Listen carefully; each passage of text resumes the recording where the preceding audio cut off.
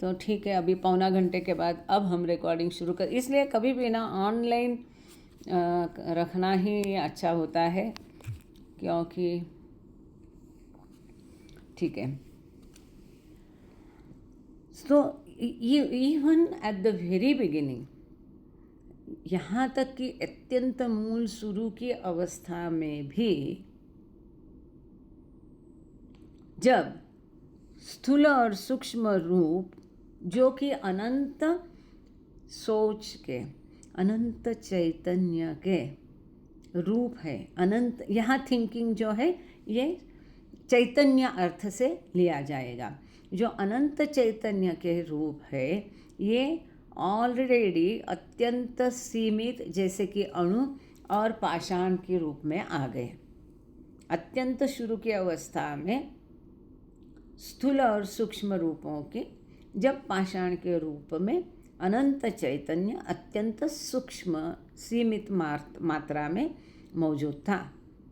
अब उत्क्रांति की प्रक्रिया में, उत्क्रांति की श्रृंखला में जैसे जैसे रूपों का विकास होते गया, वैसे वैसे स्थूल और सूक्ष्म, जैसे जैसे चेतना विकसित हो गई, वैसे वैसे स्थूल और सूक्ष्म रूप भी अधिक प्रगत होते गए। और इस प्रकार से अणु पाषाण से लेके वनस्पति, पशु और अंतिम मनुष्य के रूप में इसने प्रकट हो गए। कुल मिलाकर क्या अनंत था, चैतन्य अनंत है और निराकार है, परंतु जब उसने रूप लेकर वो साकार बन गया तो शुरू का जो उसका रूप था पाषाण का, अत्यंत सीमित वहाँ पर चैतन्य था। इसके कारण ये चैतन्य प्रगत होने के लिए, विकसित होने के लिए उसको रूप भी विकसित करने पड़े। जब मनुष्य का रूप तक वो प्रकाश हुआ चैतन्य का, चेतना का, कॉन्शियसनेस का, तब ये रूपों का विकास थम गया। क्यों? क्योंकि मनुष्य रूप में चेतना पूरी तरह से विकसित हो गई, फुल्ली डेवलप्ड हो गई। जब चेतना पूरी तरह से विकसित हो गई, अर्थात थिंकिंग, यहाँ शब्द चेतना उपयोग किया नहीं है, बाबा ने थिंकिंग किया है, पर मैटर वही है गॉड स्पीक्स का। थिंकिंग शब्द को कई अर्थों से लिया है, किस पैराग्राफ में, किस लाइन में, कौन से अर्थ से है, ये हमको खोजना पड़ेगा, इतना ही है। तो जैसे जैसे चेतना प्रगत होते गई, वैसे वैसे रूपों का विकास होते गया। अंतिमतः मनुष्य रूप जो कि अत्यंत परफेक्ट है, बाबा ने कहा, उसमें चेतना पूरी तरह से विकसित हो गई। तब रूपों का प्रवास या रूपों का विकास स्टॉप हो गया, थम गया, वहाँ पूरा हो गया। ठीक है, इज दैट ओके? तो आगे चलते हैं। द एडवांसमेंट, तो आगे का 4 लाइन अभी right. Universal advancement of the universal infinite thinking. The advancement of the universal infinite thinking through its subtle and gross forms is a universal advancement. Thus, the progress is from universal subtle and gross stone form to universal subtle and gross vegetable form to universal subtle and gross animal form to universal subtle and gross human form. Thank you sir. तो इस प्रकार से वैश्विक अनंत चैतन्य कई रूपों के द्वारा जो सा प्रगत होता गया, वैसे वैसे विश्व भी विकसित होते गया। इस प्रकार से ये प्रगति विश्व की कैसे हुई? तो वैश्विक स्थूल और सूक्ष्म पाषाण रूप, वैश्विक स्थूल और सूक्ष्म वनस्पति रूप, वैश्विक स्थूल और सूक्ष्म पशु रूप, वैश्विक स्थूल और सूक्ष्म मनुष्य के रूप। एक ही मनुष्य, एक ही पशु, एक ही पाषाण की प्रगति हुई नहीं।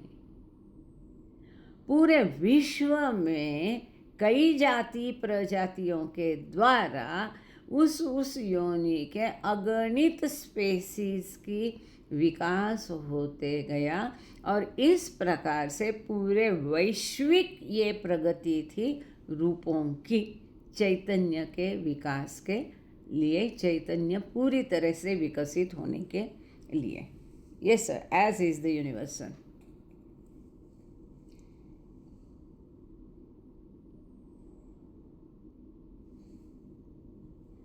अच्छा, सर का गलती से हाथ रेड बटन पर चला गया होगा। ये एक कसरत होती है, सही समय पर माइक खोलना बंद करना, पर सर बखूबी निभाते हैं। कई कारण से उनका अभी बंद हुआ है, तो हम आगे चलते हैं। लास्ट प्यारा है पेज नंबर 118 का। As is the universal so is the individual. जैसे वैश्विक प्रगति विकास होता है, उसी प्रकार से व्यक्तिगत रूपों का, एक व्यक्तिगत आत्मा का भी विकास होता है। All the innumerable individual stone forms, subtle and gross, are drops of the universal stone form ocean. तो पूरे विश्व में जितने भी प्रकार के पाषाण पत्थर है, ये अनगिनत है। प्रत्येक पाषाण व्यक्तिगत है। ये वैश्विक जो पाषाण जगत है, यहाँ पर इस प्रकार से समझना पड़ेगा, वैश्विक पाषाण जगत का ये व्यक्तिगत पाषाण एक बूंद है, एक हिस्सा है। जैसे कि पूरे विश्व में कितने मनुष्य हैं, बहुत मनुष्य है कि नहीं? तो इन सब मनुष्यों में एक व्यक्तिगत मनुष्य एक बूंद की तरफ है। ये पूरे वैश्विक मनुष्य के अथांग सागर का एक व्यक्तिगत मनुष्य एक बूंद है, एक छोटा हिस्सा है।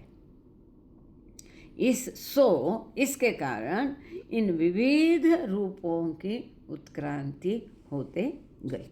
अब हम चलते हैं पेज नंबर 119 पर। ये सिंपल है, आप लोगों को तुरंत समझ में आएगा। खाली उसकी खूबियाँ जो है बीच बीच में, उसको ध्यान रखना पड़ेगा। अब यहाँ इसी चीज़ को बाबा ने पूरे इसके द्वारा और स्पष्ट किया है, और रिपीटेशन समझ के नहीं, ध्यान से फिर से सुनना। ना जाने बाबा कब दिमाग की बत्ती कहाँ चलाएंगे, और केवल थियोरेटिकली नहीं, लेकिन वो आपको प्रतीत होगा, महसूस होगा। That is more important. Yes sir, Gangade sir जुड़े हैं? Sir page number 119। Yes sir, 10 से लेके ह्यूमन ड्रॉप्स तक चलेगा। हाँ, जय Baba. There's the individuals drop forms in the universal ocean forms.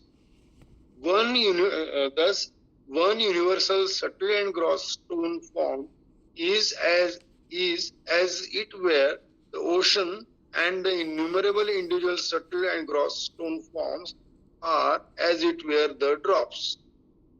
One universal subtle and gross vegetable form is the ocean, and the innumerable individual subtle and gross vegetable forms are the drops.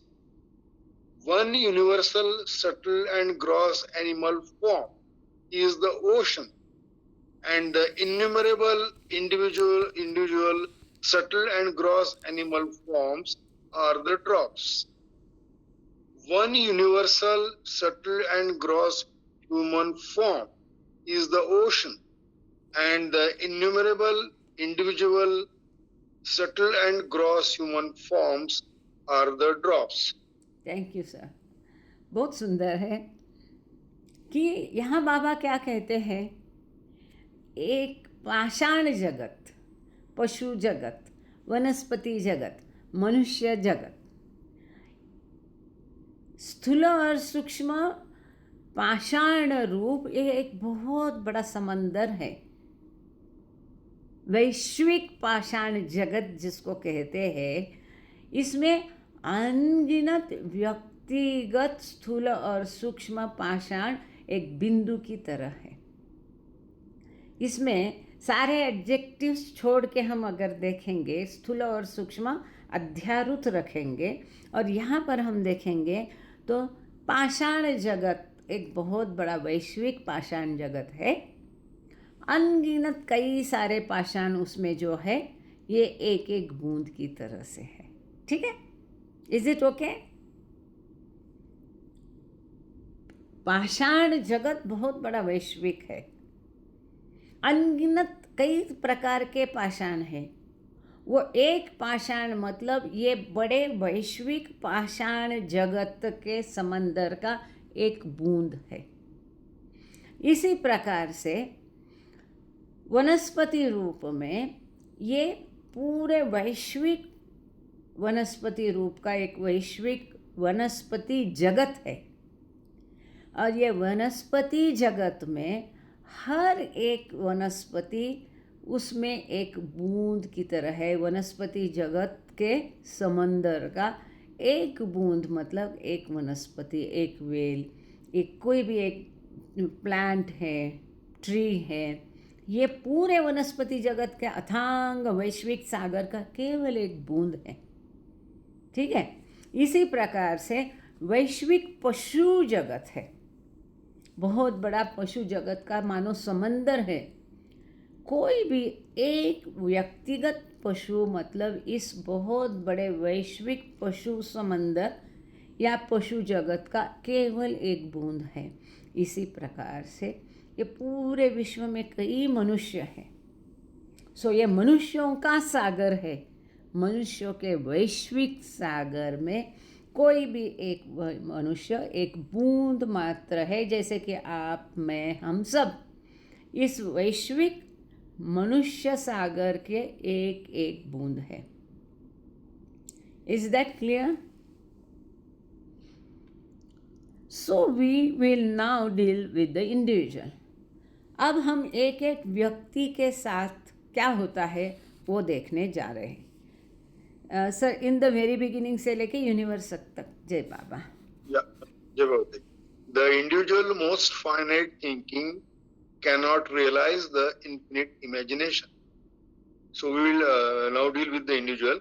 In the very beginning, the individual subtle and gross form of the individual infinite thinking is most finite.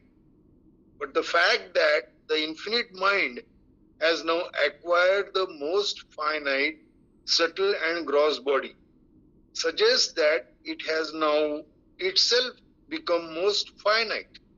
Therefore, it cannot through such bodies think and realize the infinite, subtle and gross imagination or universe. Thank you sir. तो अत्यंत शुरू में जो व्यक्तिगत स्थूल और सूक्ष्म रूप थे, अनंत व्यक्तिगत अनंत चैतन्य, यहाँ फिर चैतन्य है, व्यक्तिगत अनंत चैतन्य के ये अत्यंत सीमित थे। परंतु तथ्य ये है कि अनंत मन अब अत्यंत सीमित स्थूल और सूक्ष्म शरीर धारण करता है। इसका अर्थ ये है ये स्वयं अभी अत्यंत सीमित बन गया है। इसके कारण अब ये इन सीमित शरीरों के साथ या सीमित मर्यादित रूपों के माध्यम से अमर्यादित विश्व का अनुभव नहीं कर सकते हैं। 10 से लेके पार्ट तक लीजिए। ओके जय बाबा। अच्छा, एक मिनट, आप लोगों को ये थोड़ा देखना है क्या नज़ारा यहाँ का? तो मैं दिखा दूँ क्योंकि अंधेरा हो जाएगा बाद में तो दिखा नहीं पाएंगे। मेहर बाबा, ये सब इसमें है, क्या बोलते हैं उसको, जंगल में है। एक मिनट, मुझे ताला खोलने दीजिए बालकनी का।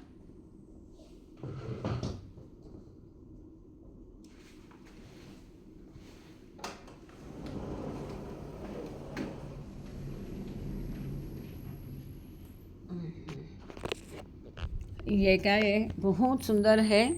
और यहाँ पर पहले ये एक मिनट है, अब इसको, हाँ, फ्लिप कैमरा। हाँ, आप नज़ारा देखिए। बाबा कई बार आए थे, महिला मंडली को बाबा मसूरी लेकर आए थे, लेकिन इसका अभी मेरे पास लिस्ट नहीं है उन जगह को ढूंढने की। और यूजुअली जितने पब्लिक अट्रैक्शन है या तीर्थ स्थान है इसी जगह पर भी लेके जाते थे। एक्चुअली अभी अगर इस बिल्डिंग, ये जरा डाइनिंग हॉल है, इसके पार अगर मैं होती तो आपको हिमालय की शिखरें, बर्फाच्छादित शिखरें और ये अच्छा दिखा सकते थे। लेकिन ये महल केवल आपको, सुंदर महल प्रसिद्ध है, ये मसूरी पहाड़ी की चोटी पर है, इसको कपूरथला महल कहते हैं। और पूरा ये जंगल है सारा, तो इतना सफिशेंट है मेरे ख्याल से। और अभी अधिक देर ये खुला रहेगा तो बंदर आ जाएंगे, तो इसको मैं बंद कर देती हूँ। आपको देखना है उधर हिमाच्छादित, क्योंकि अभी तो क्लियर है, देख सकते हैं ऐसा। अगर देखना है तो मुझे बताइए कोई, क्योंकि मेरा ध्यान नहीं अभी स्क्रीन पर ये लॉक करने के चक्कर में। अगर देखना है तो बताइए, या हम अपना रीडिंग कंटिन्यू करते हैं। और जिनको इंटरेस्ट नहीं है इसमें, उनकी हम माफ़ी भी मांगते हैं। मेहर बाबा। सो एक मिनट है। Yes sir, please continue.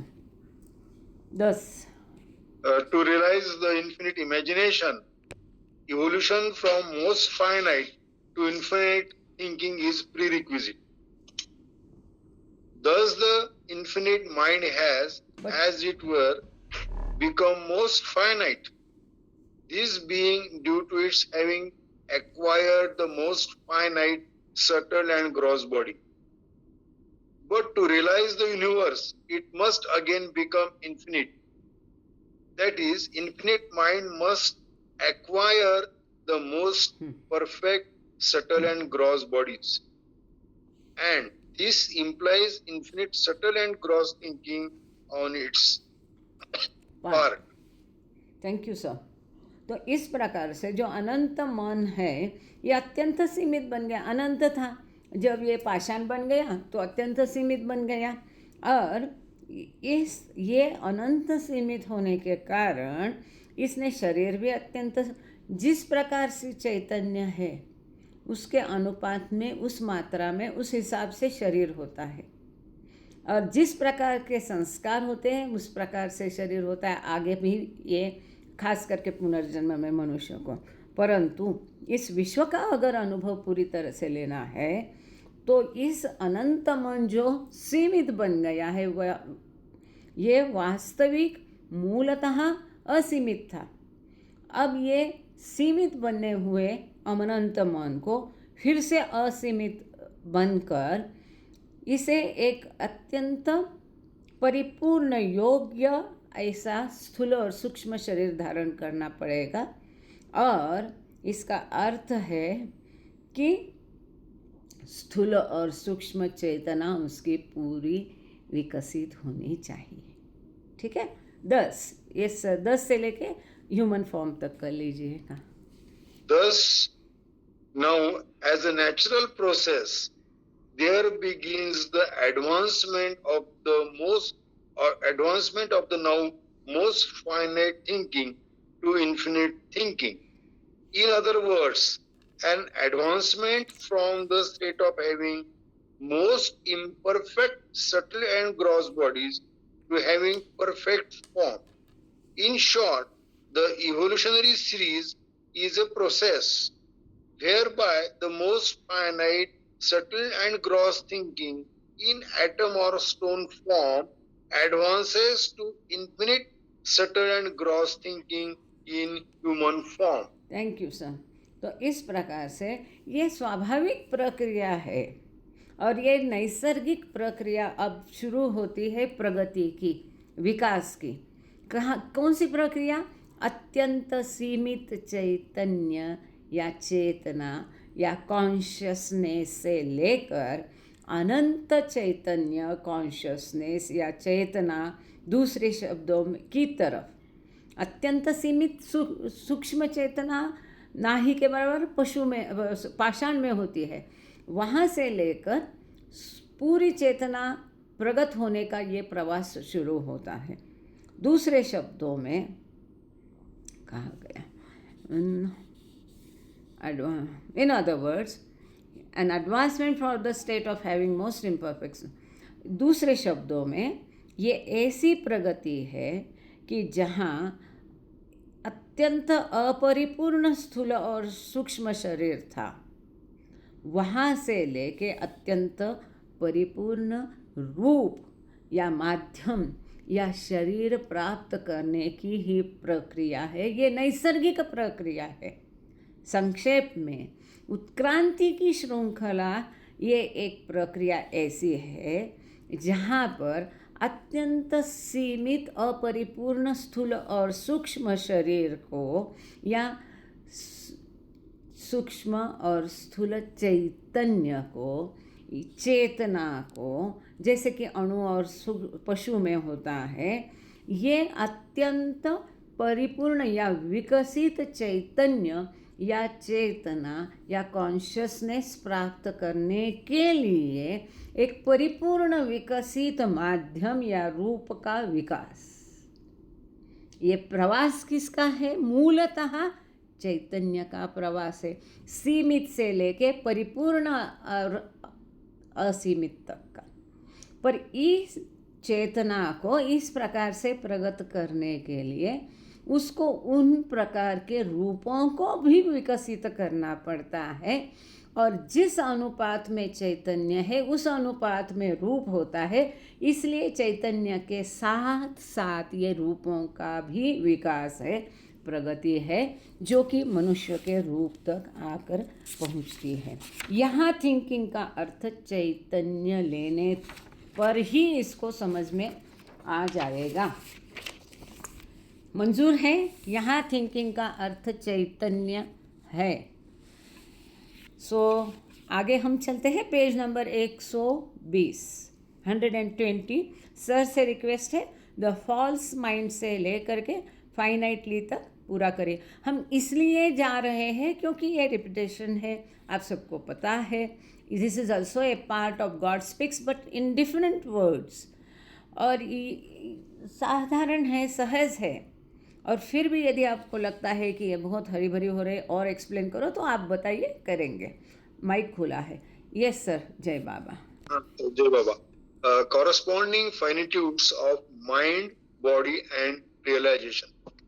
The false minds, subtle and gross bodies, sukshma and sthula sharir, are the mediums through which the mind can realize or think the subtle and gross universe, that is imagination. These bodies are nothing but the infinite mind's subtle and gross thinkings. Each finite mind's subtle and gross bodies are finite and imperfect to a degree that accords with that finite mind's evolution. Through these finite bodies, the finite mind realizes the imagination finitely. Thank you sir. अभी तक बाबा चैतन्य और रूप की बात कर रहे थे, अब बाबा मन और रूप की बात कर रहे, सही है? तो जो मिथ्या मन का स्थूल और सूक्ष्म शरीर है, ये माध्यम है जिसके द्वारा ये मन इस विश्व का अनुभव करता है। स्थूल विश्व का करता है, सूक्ष्म विश्व का करता है। जब भी हम स्थूल कहेंगे सामान्य मनुष्य, सूक्ष्म कहेंगे साधक, ये ध्यान में रखना। तो हम अगर वो सारी बारकाई में जाएंगे तो समझने में दिक्कत जाएगी। इसलिए इस विश्व का अनुभव करता है। ये जो उसके शरीर है, रूप है, ये कुछ भी नहीं है, परंतु ये अनंत मन के ये दो चैतन्य है, अनंत मन के। अब यहाँ थिंकिंग का अर्थ क्या है बताइए? These bodies are nothing. कौन से? स्थूल और सूक्ष्म शरीर, ये कुछ भी नहीं है, परंतु क्या है? अनंत मन के ये विचार है। स्थूल और सूक्ष्म शरीर ये अनंत मन के मैं इंग्लिश सेंटेंस फिर से एक बार पढ़ती हूँ। These bodies are nothing but the infinite mind's subtle and gross thinkings. जो मन के विचार है, ये मन के विचारों के कारण मन के विचारों के कारण शब्द बोले जाते हैं, कर्म किए जाते हैं, और इनके द्वारा जो संस्कार निर्माण होते हैं अंतिमतः कहाँ एकत्रित होते हैं? मन में ही एकत्रित होते हैं। और ये संस्कार जिस प्रकार के होंगे, इस प्रकार का स्थूल सूक्ष्म शरीर उस व्यक्ति, उस जीव को प्राप्त होता है। कुल मिला के घुमा फिरा के बात कहाँ पर आई कि ये स्थूल और सूक्ष्म शरीर अपने आप में कुछ भी नहीं है, परंतु ये परिणाम है उस मन का। तो अंततः A plus B, A is equal to B, B is equal to C, so A is equal to C पर हम आ गए। तो कुल मिला के बात ये हो गई है कि ये दो शरीर कुछ भी नहीं, परंतु ये अनंत मन के दो विचार है। क्यों? क्योंकि इसी के कारण ये उसी प्रकार से जितने संस्कार है उस प्रकार का शरीर उसको मिलता है। और संस्कार कहाँ एकत्रित होते हैं? अनंत मन।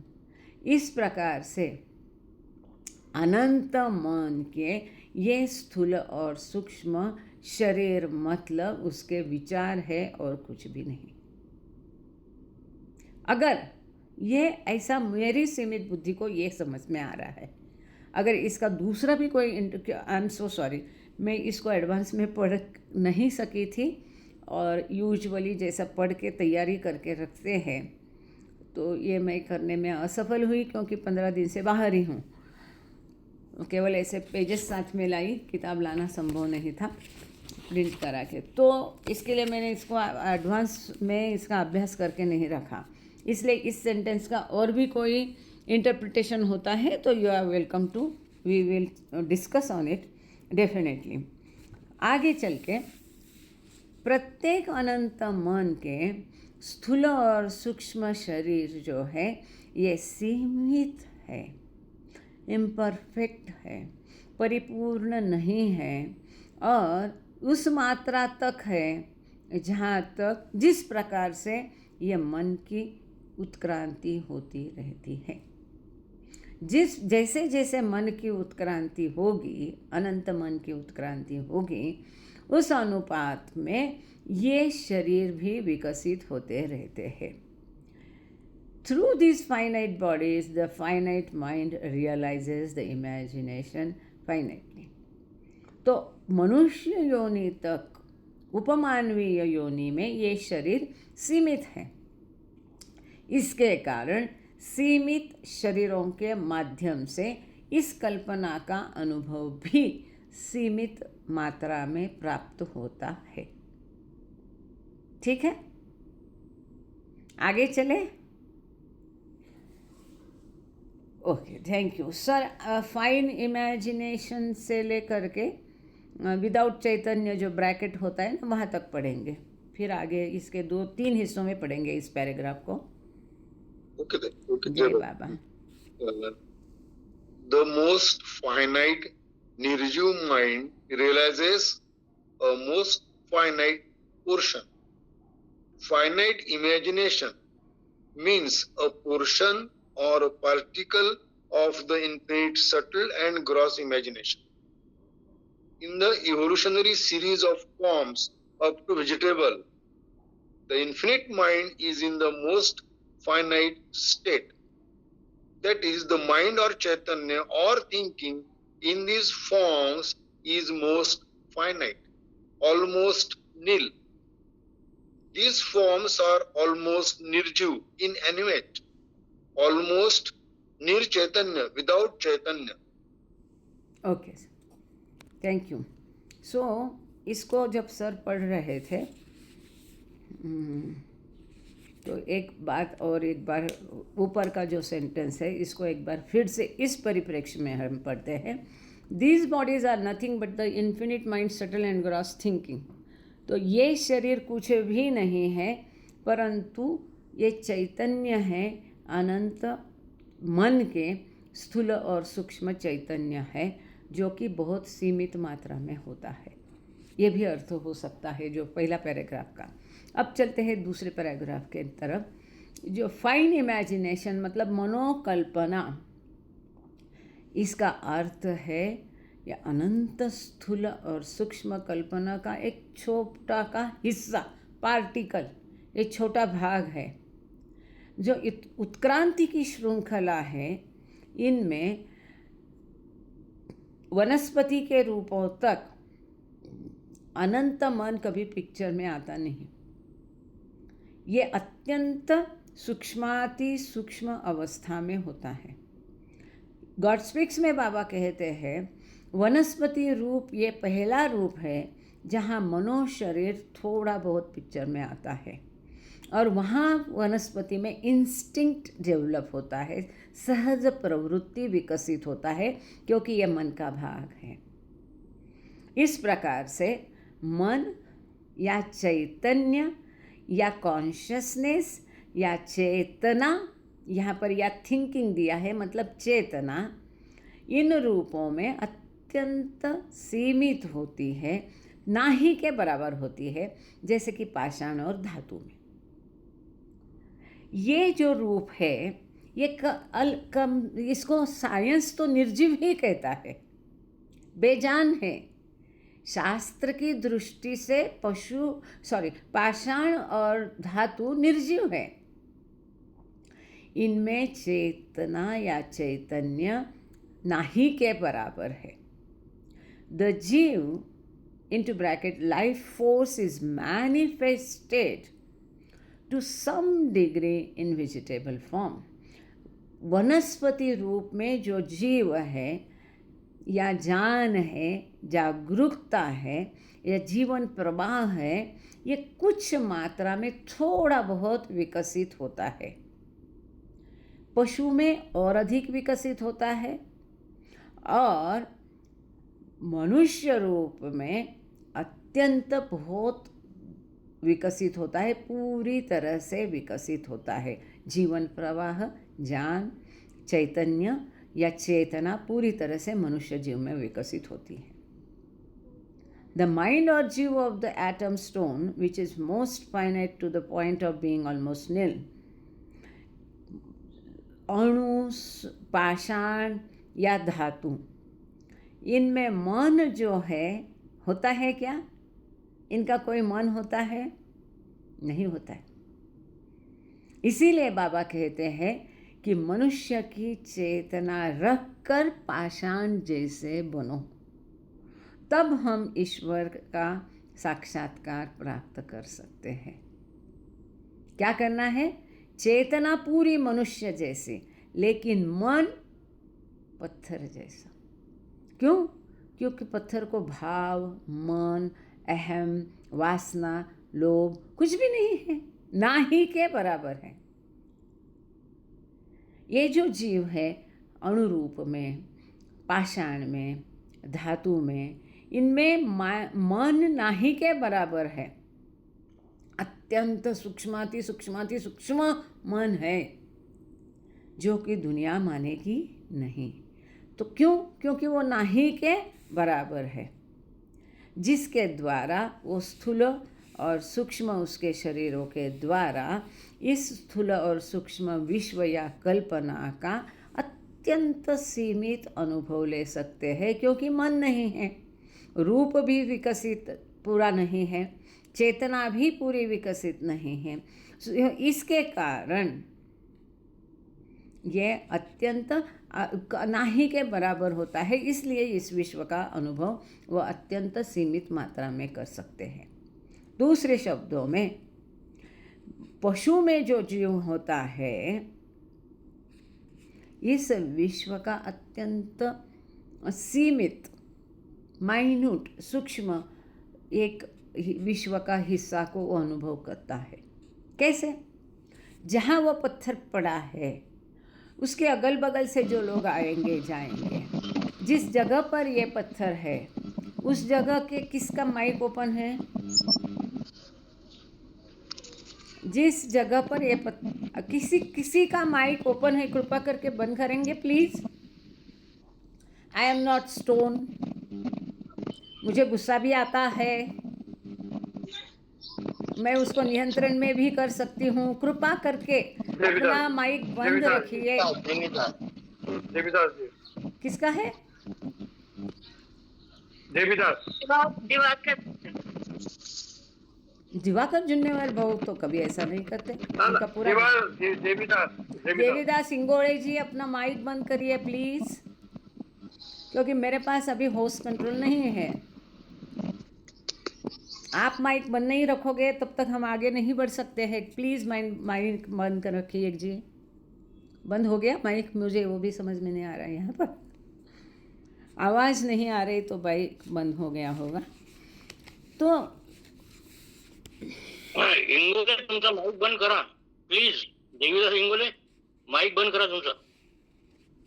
अभी जय बाबा. देवीदास इंगोले, हिंगणघाट. शायद वो फोन चालू करके बाहर चले गए कहीं तो भी. अभी दुर्भाग्य से ये जय बाबा. जय इंगोले बाबा साहब. एक मैसेज भी डाल देंगे उनको। एक क्या है ना, ये इनको मैं ये बाहर गए और फ़ोन अपना लेके गए और होस्ट कंट्रोल इनके पास है।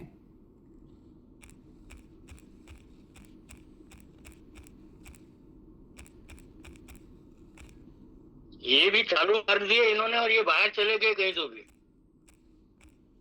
क्योंकि उनको हाँ ठीक ओके लेफ्ट हो गए. ठीक है। जय बाबा। क्या है ना, कभी हाँ जय बाबा ताई चालू करा. ओके, जय बाबा कामड़े में। तो इस प्रकार से जो पशु में चेतना नहीं के बराबर है, वो जहाँ पड़ा है उसकी चेतना उतनी है। अगर यहाँ हिमालय पर्वत है तो उसको क्या मालूम राजस्थान में क्या हो रहा है, उसने थोड़ी राजस्थान देखा कैसा है। जहाँ वो पत्थर पड़ा है उतने ही क्षेत्र की उसकी सीमित उसकी चेतना होती है, सीमित ही उतने ही पोर्शन के, विश्व के उतने ही भाग का वो पत्थर या पाषाण अनुभव करता है, क्योंकि उसकी चेतना उतनी सीमित होती है, उसका रूप उतना सीमित होता है जो कि नाही के बराबर होता है। This minute portion of the infinite imagination is termed finite imagination.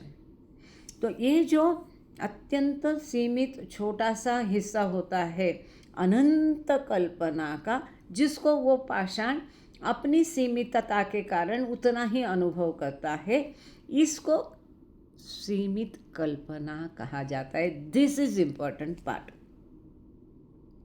कल्पना वास्तव में असीमित है। वो सीमित कब बनती है, क्यों बनती है? रूपों के कारण। उन रूपों के लिए वो केवल सीमित बनती है। एक जीव के लिए कल्पना सीमित है, पाषाण के लिए कल्पना सीमित है, वनस्पति के लिए उतनी है।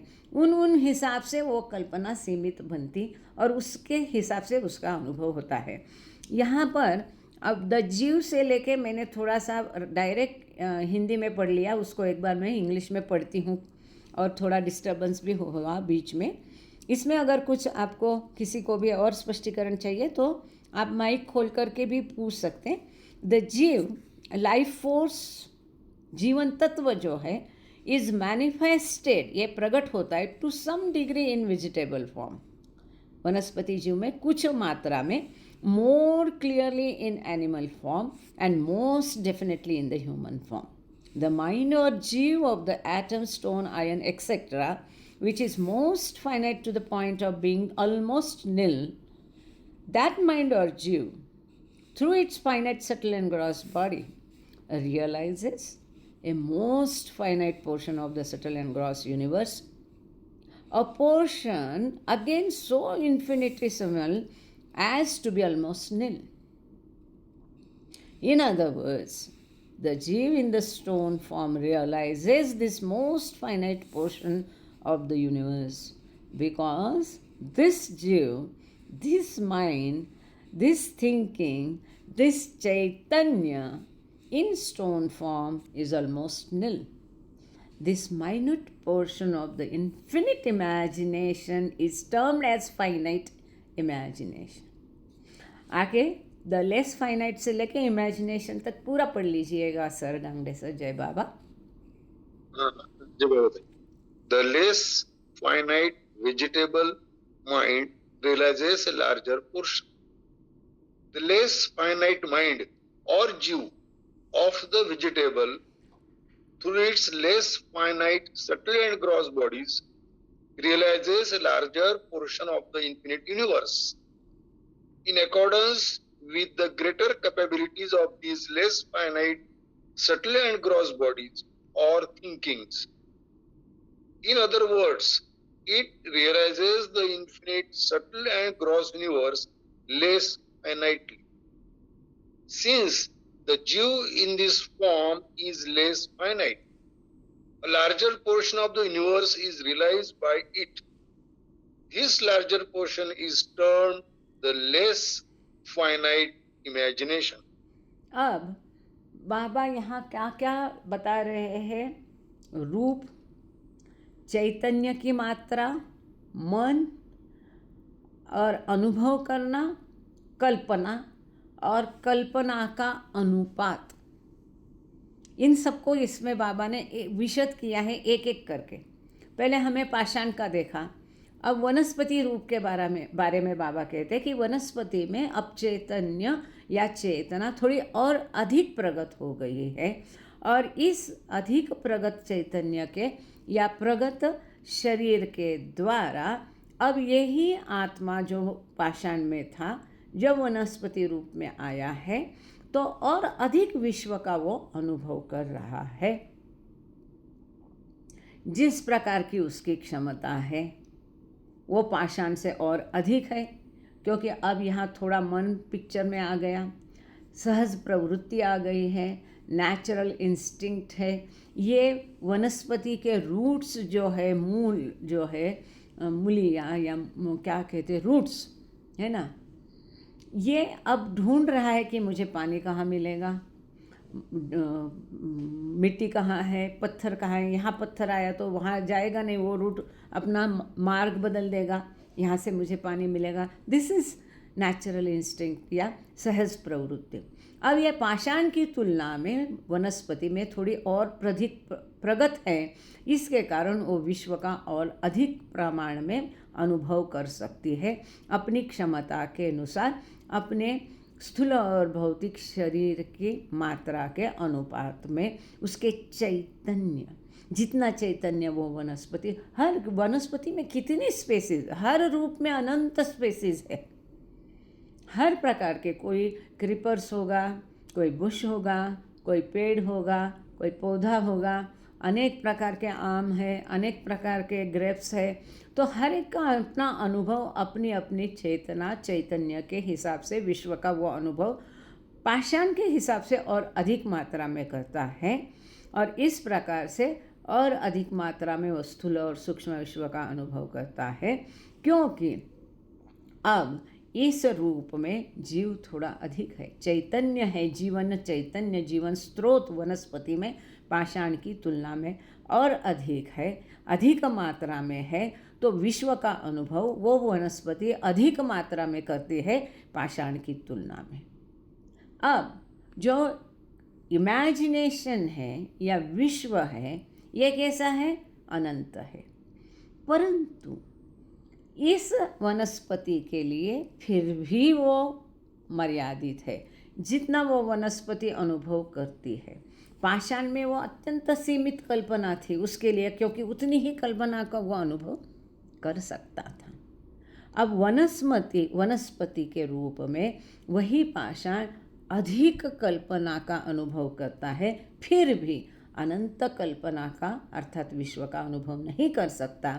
इसके लिए इस कल्पना को थोड़ी और अधिक और अधिक मात्रा में कल्पना कहा जा सकता है। लेस फाइनाइट, कम सीमित कल्पना इसको कहा जा सकता है। किसको? वनस्पति के रूप में। इसी प्रकार से अब चलते हैं पशु रूप में। उस कल्पना को क्या कहते हैं? पशु किस प्रकार से विश्व का अनुभव कर सकता है? सर द 8 लेस फाइनाइट से लेकर के थिंकिंग तक ले लीजिए, सूक्ष्म एंड स्थूल शरीर का जो है सिंस Yes, तक। ओके सर, जय okay. Baba. The yet less finite animal mind realizes a much larger portion. The yet less finite mind or Jew in the animal form through its yet less finite subtle and gross bodies or thinkings realizes or thinks in a more developed way a much larger portion of the subtle and gross universe. This animal mind realizes the universe yet less finite in accordance with the yet less finite capabilities of its subtle and gross bodies, that is Sukshma and Sthula Sharira.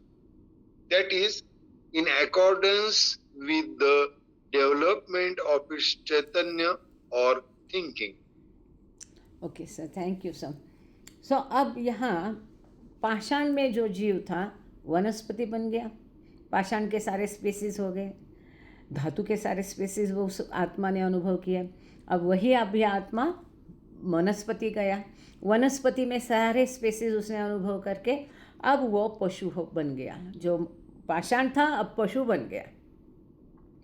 यहाँ पर उसे उसकी चेतना पाषाण से और अधिक प्रगत है, उसका शरीर भी उस अनुपात में प्रगत है और इसके कारण उसका चैतन्य, यहाँ थिंकिंग मतलब चैतन्य, यहाँ इसकी चेतना पाषाण के हिसाब से और वनस्पति के धातु के हिसाब से और अधिक प्रगत है।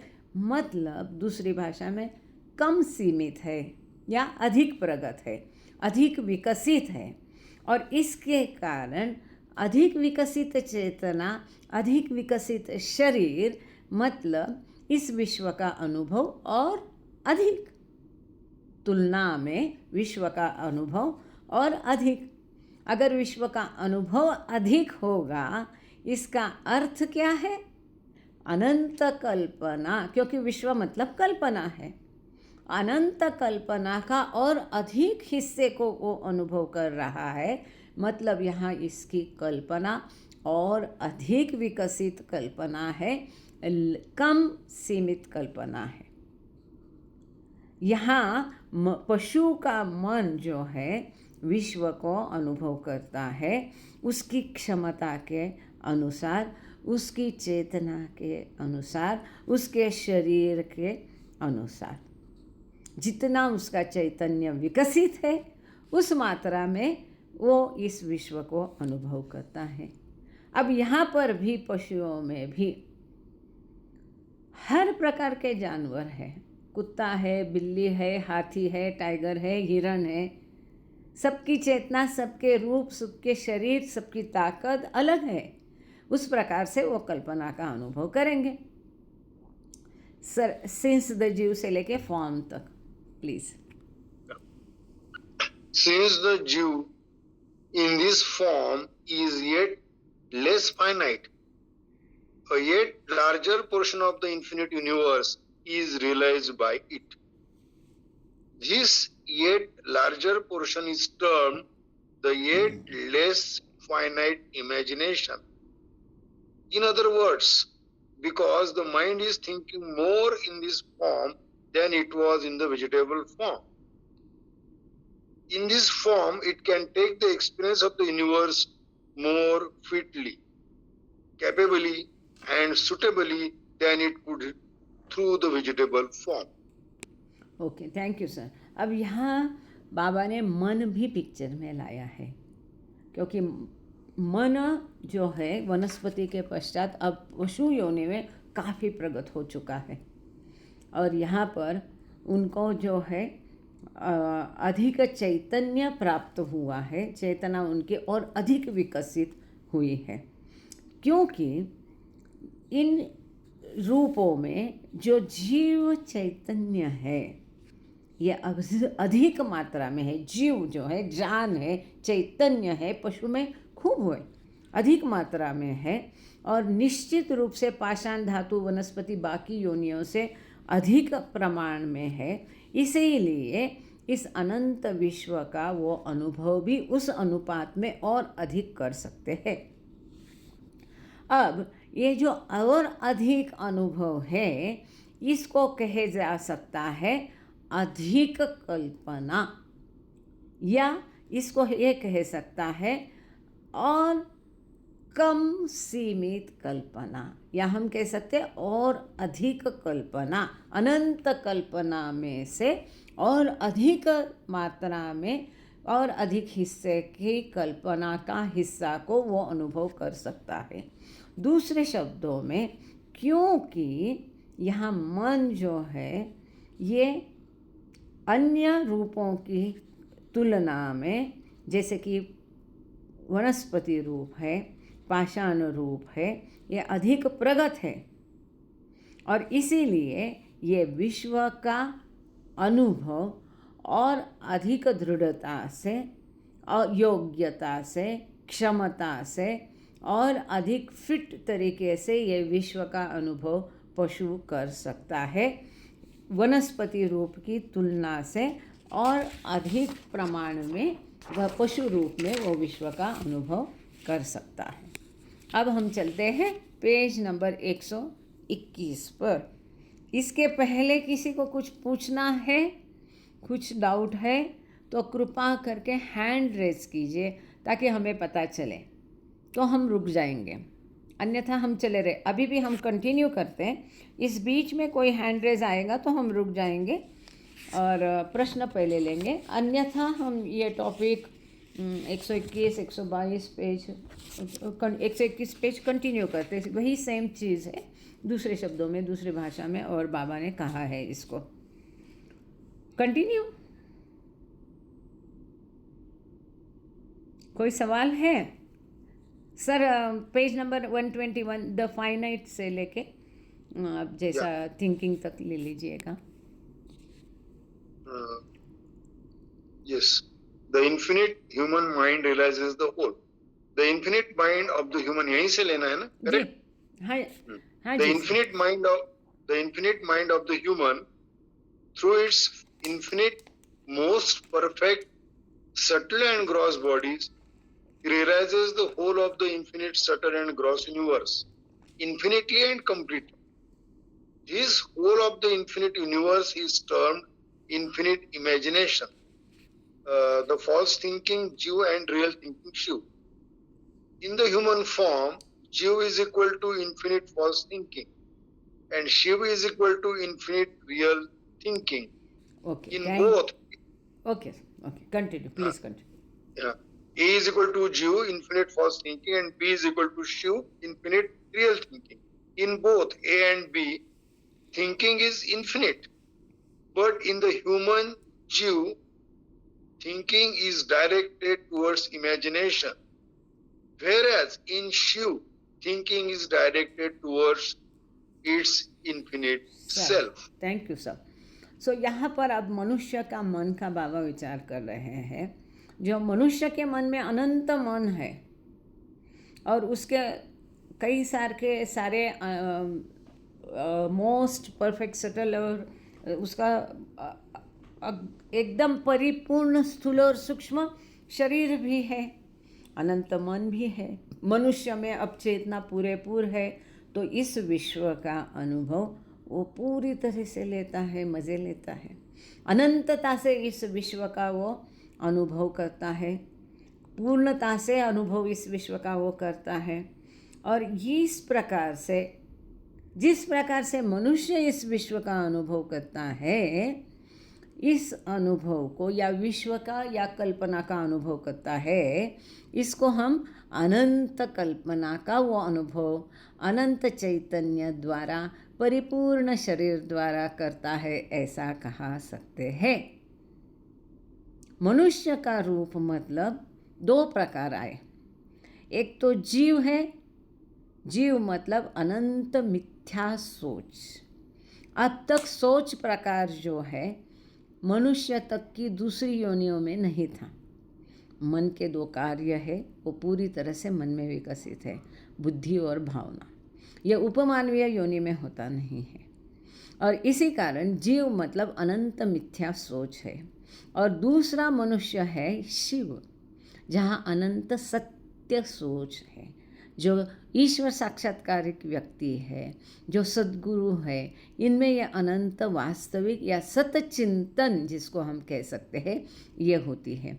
ये ए और बी दोनों मनुष्य है। जो ईश्वर साक्षात्कारिक व्यक्ति है वो भी मनुष्य है, बिना ईश्वर साक्षात्कारिक व्यक्ति साधारण जीव वो भी मनुष्य है।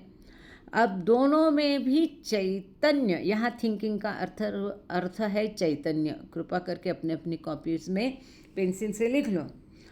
ये दोनों में भी चैतन्य पूरा विकसित है, अनंत है। परंतु जो साधारण जीव है इसकी सोच, अब यहाँ थिंकिंग है सोच, विचार या मन। इसका अनुभव केवल कल्पना का अनुभव होता है। इसका रवैया केवल विश्व की तरफ है। ये विश्व ही सब कुछ वो समझता है और ये कल्पनामय जो विश्व है इसी के मज़े वो लेता है। परंतु जो मनुष्य शिव है, रियल थिंकिंग है, ईश्वर साक्षात्कार है, उसका मन जो है अंतर्वर्ती हुआ है और वो स्वयं को देखता है, स्वयं के बारे में चिंतन करता है, स्वयं का अनुभव करता है, क्योंकि यह अपने मूल स्वयं को, स्वरूप को जान गया है और इसी का वो अनुभव करता है। थिंकिंग, माइंड और जीव and experience of the universe correspond with each other in their degree of development throughout the evolution form. बाबा कहते हैं उत्क्रांति की पूरी श्रृंखला में ये चैतन्य, मन और जीवन तत्व और विश्व का अनुभव, ये सब जो है ये एक दूसरे से जुड़े हैं। एक दूसरे के विशिष्ट अनुपात में ही इनका विकास होता है। पूरी उत्क्रांति की श्रृंखला में किसका विकास होता है? जिस मात्रा में चैतन्य है, थिंकिंग है, उस मात्रा में उसको रूप मिलता है या उसको जीवत चैतन्य मिलता है और उसी मात्रा में वो विश्व का अनुभव करता है। ये थ्रू आउट इसमें कोई एक क्या कहते हैं अपवाद नहीं है, एक्सेप्शन नहीं है। पशु रूप, पाषाण रूप, वायु रूप से लेकर के मनुष्य रूप तक यही है। जिस अनुपात में उसकी चेतना विकसित है उस प्रकार से उसका शरीर, उस प्रकार से उसका मन उसको मिलता है। In stone, since thinking is almost nil, the mind और jiva almost does not exist. चूँकि पाषाण के रूप में थिंकिंग यहाँ अर्थ चैतन्य है, कृपा करके लिख लीजिए। चूँकि पाषाण रूप में चेतना नाही के बराबर है, यहाँ पर मन करीब अस्तित्व में होता नहीं है। चैतन्य या जीव या जीवन प्रवाह, जीवन स्रोत, वो फोर्स नाही के बराबर होता है। करीब करीब वो नॉन एग्जिस्टेंस होता है, अस्तित्व ही उसका नहीं होता है और इसके कारण उसका मन भी अत्यंत सीमित होता है और यहाँ पर करीब करीब वो विश्व का कोई अनुभव नहीं करता है। उसके बगल में से पानी बहता है या दूध की गंगा बहती है या गटर नाला बहता है या गंदा पानी बहता है, इसका उसको कोई होश नहीं होता है, क्योंकि उसको चैतन्य सीमित है। मन नाही के बराबर है, चेतना नाही के बराबर है, इसीलिए उसका विश्व का अनुभव नाही के बराबर होता है। यही वनस्पति रूप में, चूँकि अब चैतन्य थोड़ा अधिक मात्रा में होता है, यहाँ मन थोड़ा सा अब पिक्चर में आ गया है, चैतन्य भी अस्तित्व में है, इसके कारण वनस्पति रूप में जो मन है ये इस विश्व का मज़ा थोड़ा और लेता है, इस विश्व का बोध थोड़ा और अधिक मात्रा में करता है। वनस्पति और एनिमल में, in vegetable, since thinking is present to some degree, the mind और जीव और चैतन्य to exist to some degree, and so the mind in vegetable form takes some experience of the universe. In animal, since the thinking is more present, पशु के रूप में चैतन्य और अधिक है. वापस थिंकिंग का ये थ्रू आउट दिस चैप्टर ना मेनी प्लेसेस थिंकिंग इज चैतन्य. सो पशु के रूप में चैतन्य और अधिक है.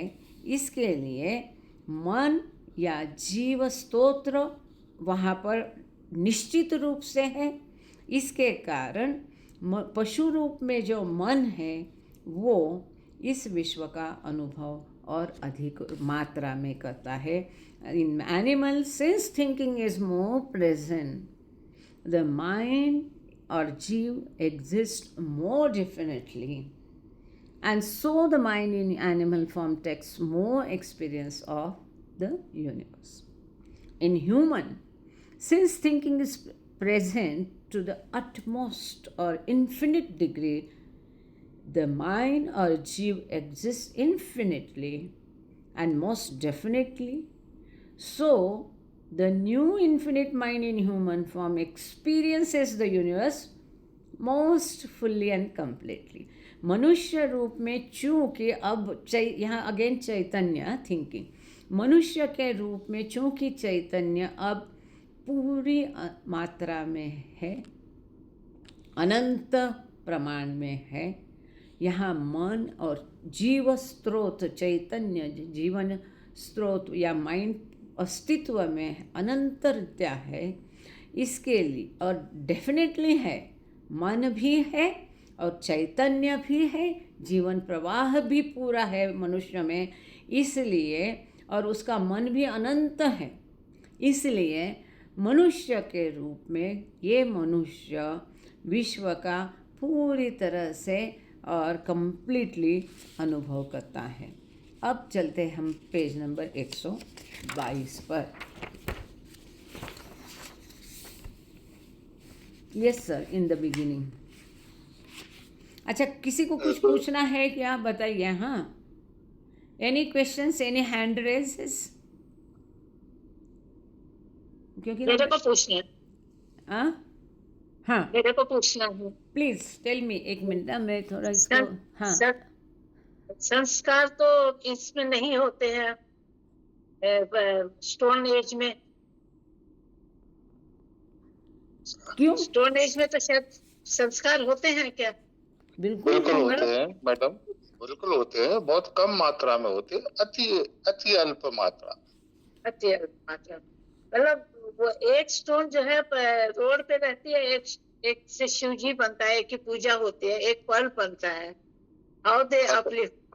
और दूसरा है कि मतलब अगर वो स्टोन है, अभी जैसे ताजमहल है, उसका तो लाखों साल कितने सालों से वो बना हुआ है, या कोई भी मंदिर है बहुत पुराना है, तो क्या वो दूसरा जन्म नहीं लेता है? मतलब वो उसका अपलिफ्टमेंट नहीं होता उस सोल का? नहीं, स्टोन में होता है. जैसे एक सैंड स्टोन है, वो जो है एक संगमरमर का स्टोन मार्बल स्टोन में बदल सकता है. तो इस तरह से वो चेंज होता रहता है और लास्ट में जाके वो धातु में या मेटल्स में कन्वर्ट होता है. जैसे हम अपना शरीर छोड़ देते हैं तब जाके दूसरा बर्थ मिलता है. तो यहाँ रीबर्थ है. ये है, यहाँ रीबर्थ है. मनुष्य योनि में रीबर्थ है. पशु योनि में या धातु योनि में, नीचे की योनियों में रीबर्थ नहीं है. करेक्ट. वो सक्सेसिव बर्थ उसका होता है आगे बढ़ते क्रम में. क्लियर? रीबर्थ नहीं, रीबर्थ केवल मनुष्य योनि में होता है. पुनर्जन्म, उधर पुनर्जन्म नहीं है. परफेक्टली एंड बहुत अच्छे सटीक तरीके से सर ने बताया. सुषमा जी, बहुत धन्यवाद sir, thank you so much. एकदम सही. देखो, जीव है ना, भले वो पत्थर है पर जीव है. संस्कार तो उसके भी रहेंगे, एकदम कम मात्रा में रहेंगे, और उनमें उपमानवीय योनि में पुनर्जन्म नहीं है. एक बात पक्का ध्यान में, पुनर्जन्म केवल मनुष्य योनि में है। बाकी जो योनियां हैं जैसे पाषाण, धातु, वनस्पति, पशु, इनमें एक ही कुत्ता वापस कुत्ते की वही प्रजाति में नहीं जन्म लेगा। सक्सेसिव है वो, आगे बढ़ते क्रम में। Exactly, this is important words. आगे की विकसित रूप में, पीछे की प्रजाति नहीं। अब बाबा ने इसमें ये भी क्लियर किया है, आप तो जुड़े थे Meher Baba's messages to the west world, कि अगर वो प्रजाति अगर खत्म हो गई है तो उसके जैसे या उसकी नेक्स्ट प्रजाति में उसका जन्म होगा, या कोई प्रजाति नहीं आई है तो उसको वो प्रजाति में से भी गुजरना पड़ेगा। हाँ, यस, बिल्कुल सही है। मैडम एक प्रश्न मेरा भी था, अगर आप जरूर थोड़ा सा। सर, जरूर सर। मैं ये कह रहा था, गॉड रियलाइजेशन और ईश्वर साक्षात्कार क्या एक ही बात है? बिल्कुल बिल्कुल सर, एक ही है। ईश्वर साक्षात्कार हम मराठी हिंदी में कहते हैं, गॉड रियलाइजेशन हम इंग्लिश में कहते हैं। मेरा मतलब ये कहना का, साक्षात्कार माने होता है इंटरव्यू, आमने सामने दो लोग होते हैं, इंटरव्यू देते हैं। नहीं नहीं नहीं नहीं, और गॉड रियलाइजेशन जो होता है वो अनुभूति होती है, ईश्वरानुभूति। आप उसको अनुभूति कहो, ये क्या है? What is the meaning is, मैं ही ईश्वर हूँ, इस तथ्य को अनुभव करना, एक्सपीरियंस करना, ये गॉड रियलाइजेशन है। और साक्षात्कार जो होता है, एक्सपीरियंसिंग गॉड, ऐसा भी कह सकते हैं। हाँ, यस। और साक्षात्कार जो होता है वो आमने सामने दो लोगों के बीच में होता है। जैसे छठवीं भूमिका में ईश्वर को वो आमने सामने देखता है, तो गॉड रियलाइजेशन सातवीं में होता है। सही है, और ईश्वर साक्षात्कार लेकिन छठवीं में होता है। नहीं, एक शब्द के जैसे कई मीनिंग होते हैं, इस प्रकार से साक्षात्कार का भी मीनिंग ये है, अनुभव प्लस बोध। बोध मतलब उसको ये रियलाइजेशन होना। तो इसको ये साक्षात्कार शब्द का दूसरा मीनिंग, मुलाकात जो आप कह रहे, इंटरव्यू कह रहे, ये एक शब्द के कई अर्थ होते हैं। तो इस प्रकार से यहाँ पर साक्षात्कार का तो इंटरव्यू है, सीधा था। नहीं, अध्यात्म में साक्षात्कार का अर्थ रियलाइजेशन, उसको ये बोध होता है, महसूस होता है कि मैं ही ईश्वर हूँ। तो उसको लिए फिर ईश्वरानुभूति क्यों कहा है, अनुभूति क्यों कहा है? क्योंकि वो साक्षात्कार वहाँ भी कह सकते हो। नहीं, उसको अनुभव होता है, कोई शब्द कोई फर्क तो नहीं पड़ता अनुभूति है, ये कोई फर्क नहीं पड़ता है उससे। मीनिंग उसका यही है कि ये अनुभव करना कि मैं ही ईश्वर हूँ, या इस चीज का रियलाइज होना, महसूस होना, अनुभूति होना, समझ में आना कि मैं ईश्वर हूँ। यस। और साक्षात्कार इज द अदर थिंग, मेरे ख्याल से। नहीं, आप that is the interview. Directory में जाके देखो, साक्षात्कार में दो चीज इंक्लूड है। अब अनुभव आप कभी भी देखेंगे तो जब तक ईश्वर साक्षात्कार नहीं, उसको विश्व का अनुभव कहा है, साक्षात्कार नहीं कहते हम, वहाँ विश्व का अनुभव कर रहा है। लेकिन जब ईश्वर साक्षात्कार है, वहाँ ईश्वर का अनुभव भी कह सकते, लेकिन यहाँ वहाँ अनुभव भी करता है, उसको बोध भी होता है, अनुभूति भी होती है। So realisation is the best word in English for this. Yes, yes. जो सुषमा जी का मुद्दा है, That is self-realization. नहीं, सेल्फ रियलाइजेशन होता है आत्मानुभूति। ये अगेन इज डिफरेंट, आत्मानुभूति वो अलग है, और ये परमात्मा की अनुभूति है, गॉड रियलाइजेशन। दोनों चीजें अलग अलग है।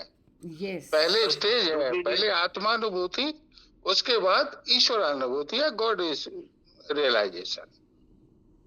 दुबे जी, वो दोनों में तादात्म्य भाव तादात्म्य होते हैं। बिल्कुल बिल्कुल, वो तादात्म्य भाव है, आमने सामने नहीं आते हो।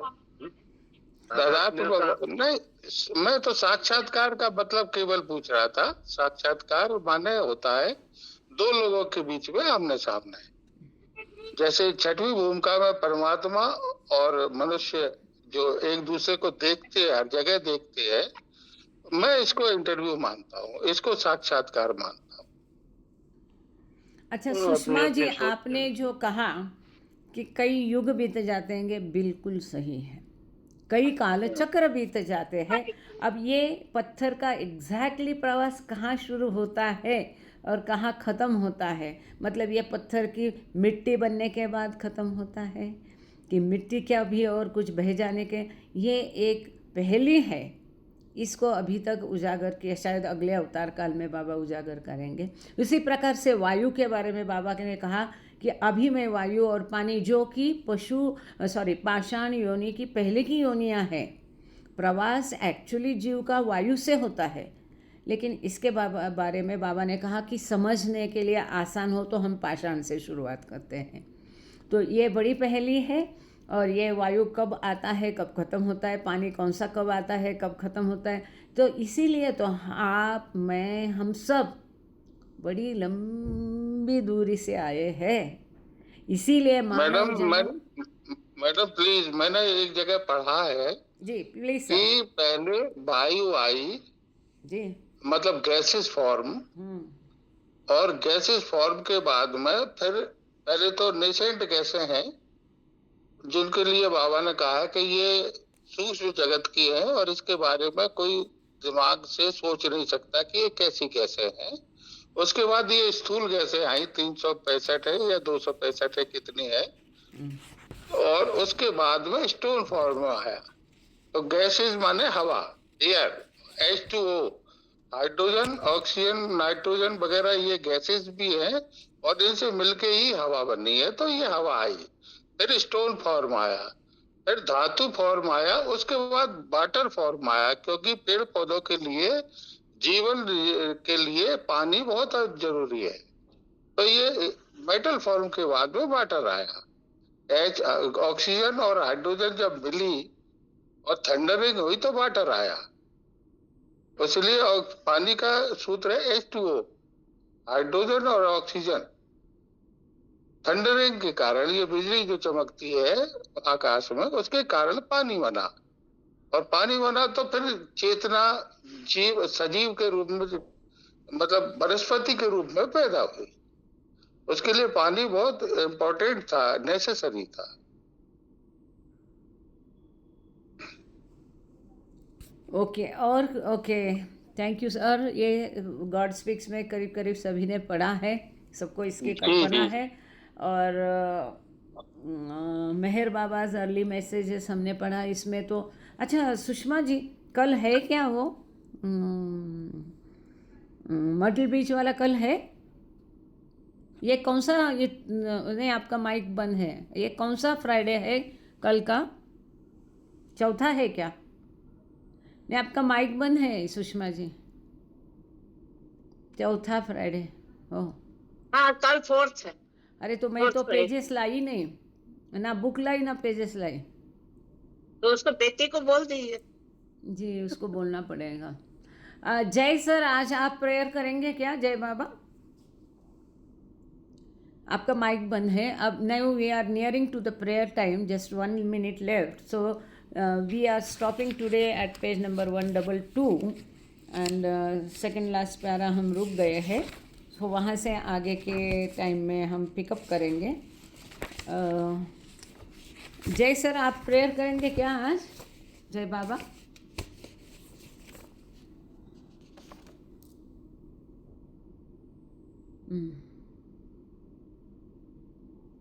आप प्रेयर करेंगे सर?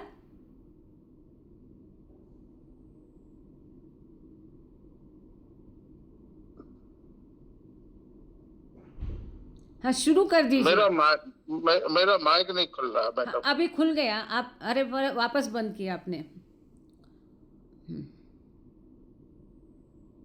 जुन्नेवार भाऊ, आप शुरू करिए। जय बाबा, अवतार मेहर बाबा की जय। अवतार मेहर बाबा की जय।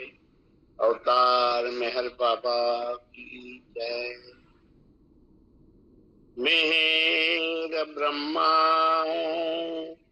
मेहर विष्णु, मेहर देव,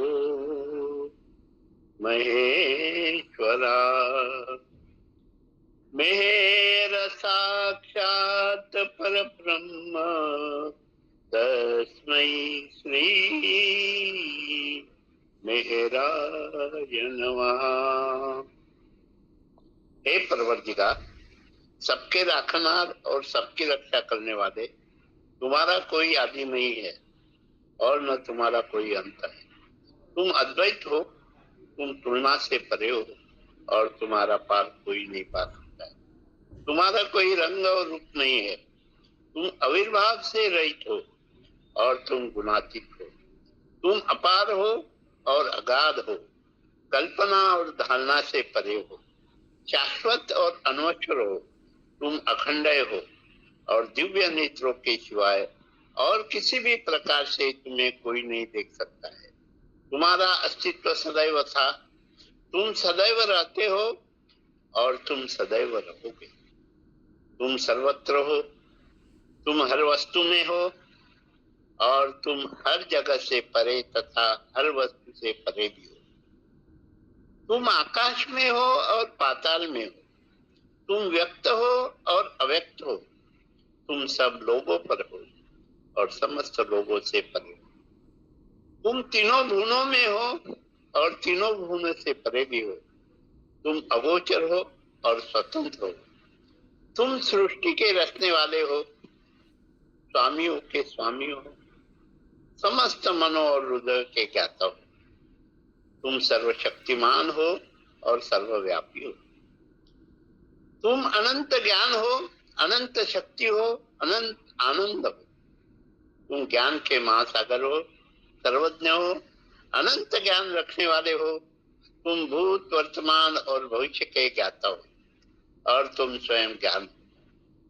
तुम पूर्ण दयामय हो और सतत परहितकारी हो। तुम आत्माओं की आत्मा हो और अनंत गुणों से संपन्न एक परमात्मा हो। तुम सत्य, ज्ञान और परमानंद की त्रिमूर्ति हो। तुम सत्य के मूल हो, प्रेम के महासागर हो। तुम सनातन सत्ता हो, ऊंचों में सबसे ऊंचे हो। तुम प्रभु और परमेश्वर हो। तुम परब्रह्म हो और परात्पर परब्रह्म भी हो। तुम परब्रह्म परमात्मा हो, अल्लाह हो, इलाही हो, एजान हो और मच हो और प्रियतम ईश्वर हो। तुम्हारा नाम इज्जत अर्थात एक में पूज्य है। ओम परब्रह्म परमात्मा या यजान दा, ओ गॉड फादर इन हेवन। हे असीम दया के निधि प्रभुराज, हम अपने सब पापों के लिए पश्चाताप करते हैं। हर एक विचार के लिए जो असत्य, अनुचित या गंदा था, हर एक बोले हुए शब्द के लिए जिसे बोलना हमें उचित न था, और हर एक कर्म के लिए जिसे करना हमें उचित न था। स्वार्थ से प्रेरित हर एक कर्म, शब्द और विचार के लिए तथा द्वेष प्रेरित हर एक कर्म, शब्द और विचार के लिए हम पश्चाताप करते हैं। विशेषकर हर एक कामुक विचार तथा क्रिया के लिए, ऐसे हर एक वचन के लिए जिसको हमने पूरा नहीं किया, और सभी निंदा, पाखंड, डंभ या लोगों के पीछे उनके दोष बताने के लिए हम अनुताप करते हैं। और खासकर दूसरों का नाश करने वाले हर एक कर्म के लिए, दूसरों को दुख देने वाले हर एक शब्द तथा कर्म के लिए तथा दूसरों पर दुख गिरने की इच्छा करने के लिए हम अनुताप करते हैं।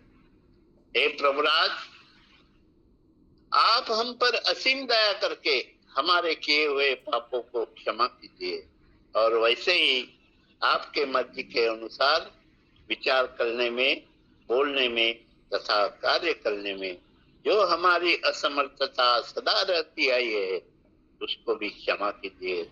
यही हमारी आपसे प्रार्थना है। प्रियतम परमात्मा, हमारी ऐसी सहायता कर कि हम तुझे अधिकाधिक प्रेम करें, और अधिक और अधिक और फिर भी उससे भी अधिक प्रेम करें, जब तक कि हम तुझ में मिलकर एक हो जाने के पात्र बन जाए।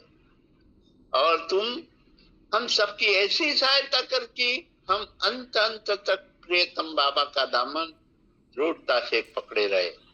अवतार मेहर बाबा की जय। अवतार मेहर बाबा की जय। अवतार मेहर बाबा की जय। जय बाबा। थैंक यू जिन्नेवार भाऊ, बहुत बढ़िया। मेहर रेणु का अभी आप आरती कर लेना एक, या बुझावे नार जल्लतनी करिए। जय बाबा।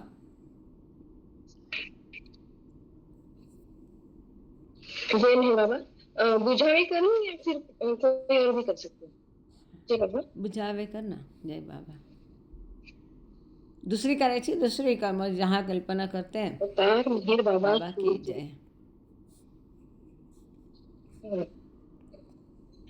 अवतार मेहर बाबा की जय। आइए बाबा, प्रार्थना में शामिल होइए। जहाँ कल्पना शब्द न पहुँचे, ऐसे अपरंपार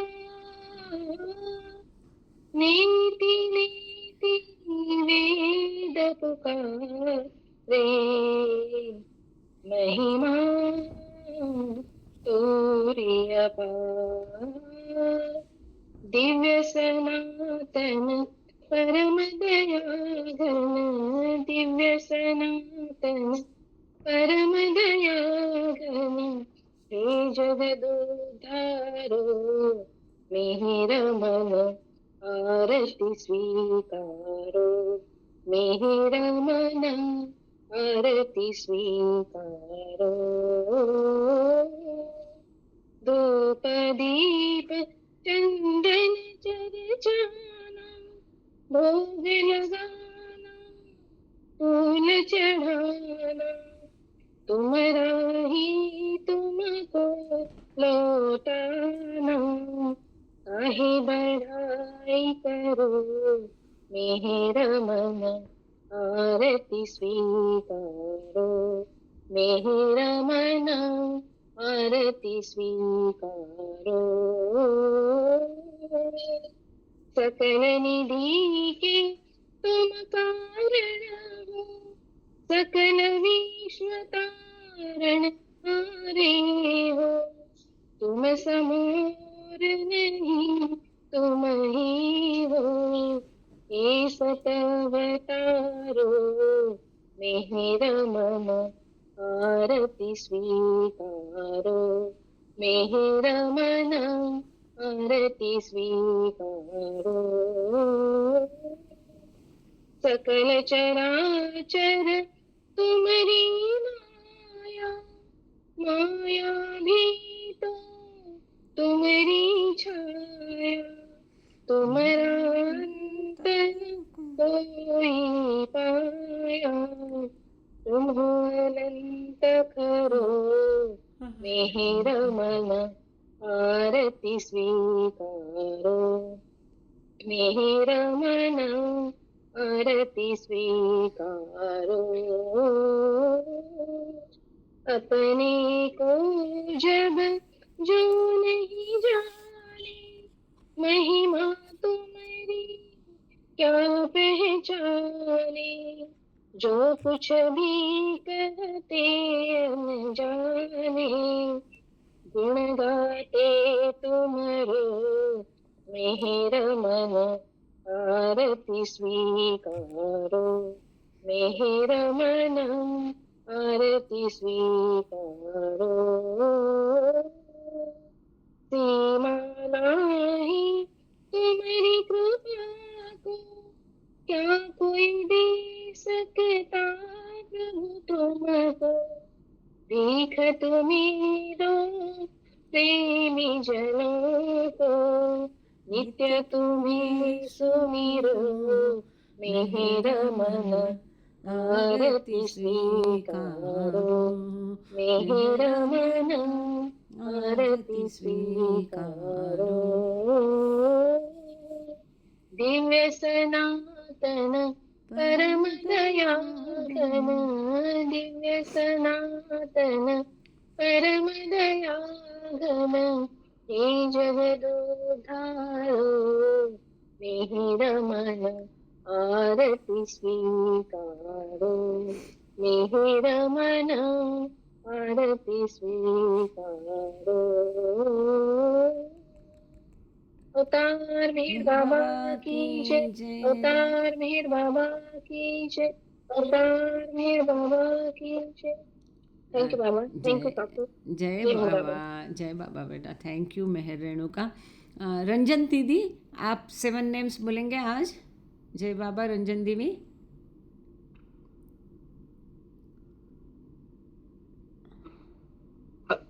हरि परमात्मा अल्लाह अहुरमत गॉड यजदाहु। हरि परमात्मा अल्लाह अहुरमत गॉड यजदाहु। हरि परमात्मा अहुरमत गॉड यजदाहु। हरि परमात्मा अहुरमत गॉड यजदाहु। हरि परमात्मा अहुरमत गॉड यजदाहु। हरि परमात्मा अहुरमत गॉड यजदाहु। हरि परमात्मा अहुरमत गॉड यजदाहु। हरि परमात्मा अहुरमत गॉड यजदाहु। हरि परमात्मा अहुरमत गॉड यजदाहु। हरि परमात्मा अहुरमत गॉड यजदाहु। हरि परमात्मा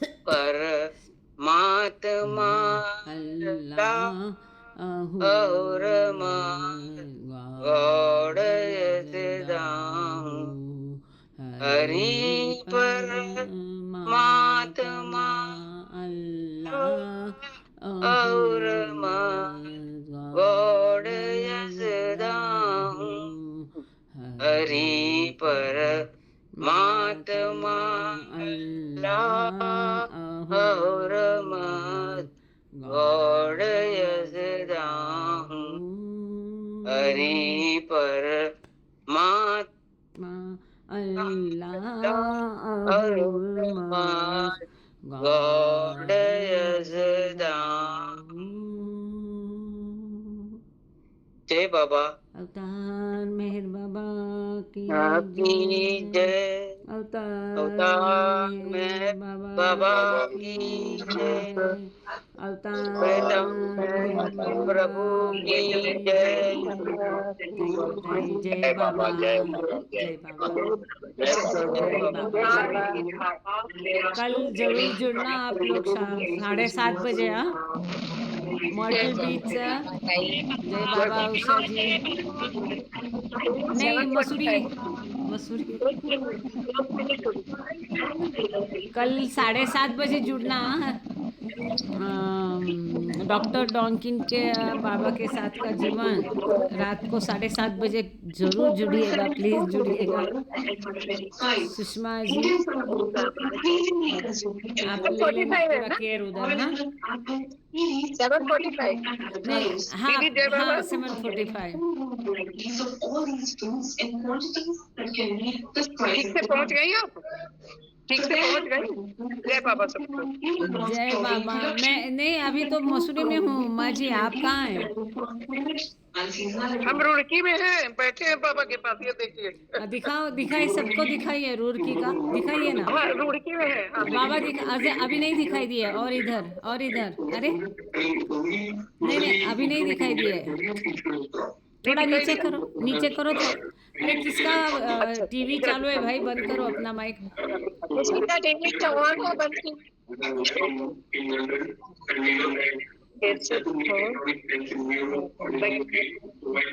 अरे दूसरा जो किसका चालू है माइक बंद करिए प्लीज, माइक बंद करिए। दूसरा जरा रूरकी का देखने दो हमको, रूरकी दिखाइए उमा जी, ठीक से दिखाइए बाबा की तस्वीर। ये देखिए दीदी, नहीं दिख रही बाबा, पंखा दिख रहा है। और करो, लेफ्ट में करो, लेफ्ट में करो, आप खड़े हो जाओ और दिखाओ, बैक कैमरा लगाओ।